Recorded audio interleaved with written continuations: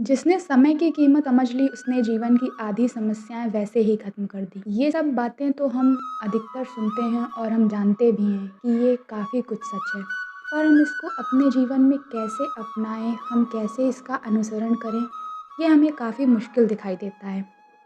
पर ये इतना भी कठिन नहीं है। यदि हम ठान लें तो हम कुछ भी कर सकते हैं। समय बहुत कीमती है, लेकिन हम में से कई लोग महसूस करते हैं कि समय हाथ से फिसल रहा है और हम जो कुछ भी अपने जीवन में करना चाहते हैं, वो करने में हम कठिनाई महसूस करते हैं, क्योंकि हमारा मन हमारे बस में नहीं है। तो मन को बस में करने का सबसे अच्छा तरीका है, हमें उसे भगवान की ओर ले जाना चाहिए। क्योंकि जब मन भगवान की ओर लगता है, तो हमारे जीवन में अपने आप एक शांति का अनुभव होता है। हम अपनी रोज़ के काम, रोज़ की चीज़ें बहुत आसानी से कर पाते हैं। क्योंकि जब हम भजन साधना करते हैं, तो हमें मन की शांति मिलती है।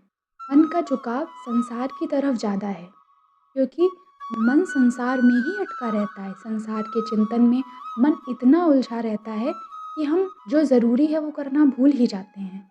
तो सबसे पहला उपाय यही है कि हमें मन को भगवान के चिंतन की ओर लगाना है। अपने मन से, अपने अंदर से उनके लिए प्रेम जागृत करना है, ताकि हम उनका भजन कर सकें। जब भगवान में प्रेम कम हो जाता है, तो हम उनका भजन भी नहीं कर पाते। भगवान में प्रेम बढ़ाने का एक ही उपाय है, उनकी लीला, उनके गुण, उनकी महिमा सुनना, पढ़ना और सत्संग में मन लगाना।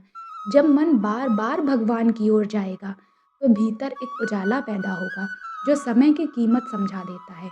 भगवान का प्रभाव मन में उतरने लगता है और धीरे-धीरे संसार से वैराग्य होने लगता है। फिर वही काम, वही जीवन, वही दिनचर्या सब बदलने लगती है। व्यक्ति कम बोलता है और कम उलझता है और अपने समय को अधिक संभाल कर उपयोग कर पाता है। समय कभी लौट कर नहीं आता, ये हम सबको पता है। दिन बीत रहे हैं, गया हुआ समय फिर कभी वापस नहीं आएगा। शरीर भी एक दिन मिट्टी में मिल जाएगा, लेकिन खोया हुआ समय दोबारा कभी नहीं मिलेगा। जो कुछ भी है, सब भगवान का है। हमारा शरीर, हमारा मन, हमारा समय, कुछ भी वास्तव में हमारा नहीं है। जो कुछ भी है, वह सब भगवान का दिया हुआ ही है। और जब हम ये समझ लेते हैं कि सब भगवान का है, तो जीवन में अनुशासन अपने आप आ जाता है। अपने आप अपने समय को भगवान को समर्पित कर दो। उनके लिए थोड़ा-सा समय रोज़ निकालो।